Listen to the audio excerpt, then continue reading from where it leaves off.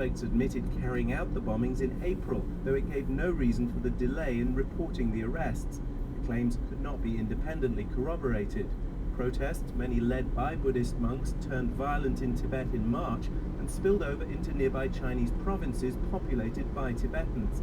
Analysts said the news could cast a cloud over talks between China and the envoys of the exiled Tibetan leader, the Dalai Lama, which are due to begin in Beijing on June 11th. Rob Gifford, NPR News, Chengdu, China. On Wall Street, the Dow Industrials gained 213 points, ending at 12,604. The Nasdaq was up 96 points to 2549. This is NPR. Support for NPR comes from the Doris Duke Charitable Foundation, celebrating 10 years of support for the performing arts, environmental conservation, medical research, and the prevention of child abuse.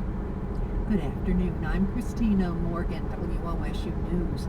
With Tuesday's primary wins and Barack Obama's apparent clinching of the Democratic nomination for president, endorsements have been rolling in this week for the Illinois senator.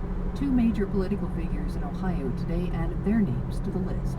WOSU's Alina Bush reports. Democratic Senator Sherrod Brown announced today that he will endorse Senator Barack Obama for the Democratic presidential nomination.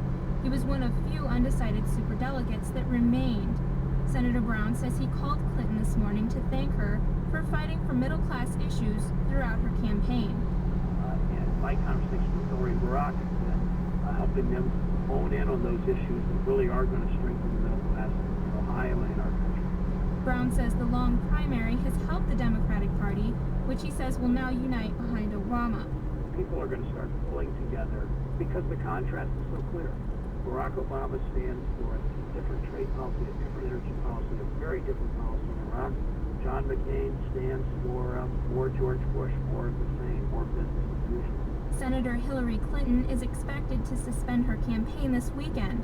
Her longtime supporter, Ohio Governor Ted Strickland, announced today that he will endorse Barack Obama. Alina Bush, WOSU News. Despite passage in Ohio of some of the nation's toughest restrictions on payday lenders, the controversy continues. The short-term loan industry is launching a petition drive designed to give Ohio voters a chance to wipe out the new law in November.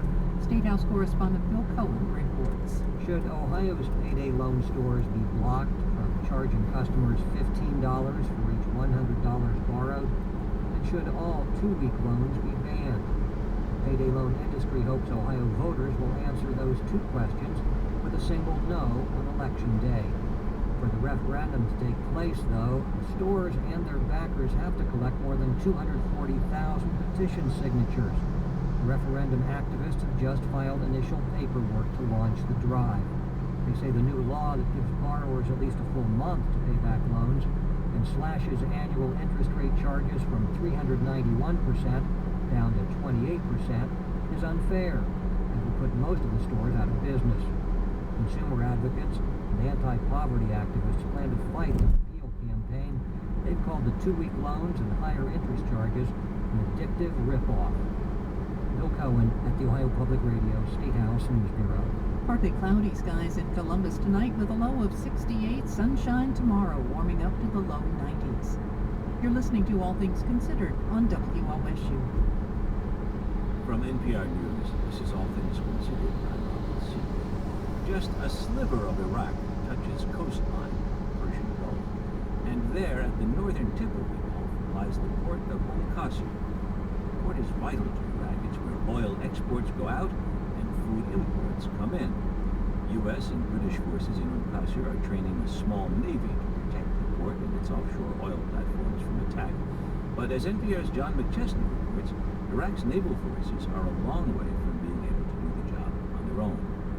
Royal Navy Commander Jock Alexander, a Sean Connery kind of Scotsman, directs the naval training team here, about 70 strong. In his tiny office, he points to a map showing how Iraq, Iran, and Kuwait, only a few hundred yards away, converge near an inlet. He explains why the rusty, dusty port on the inlet is so important to Iraq.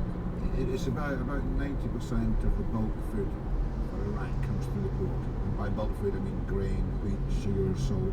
But what goes out of the oil platforms just offshore may be even more important to Iraq's future. About 3% of the world's daily oil supply is currently pumped from those two oil platforms, which equates to about 92% of this country's GNB per day, at 200 million US dollars a day, depending on the price of oil.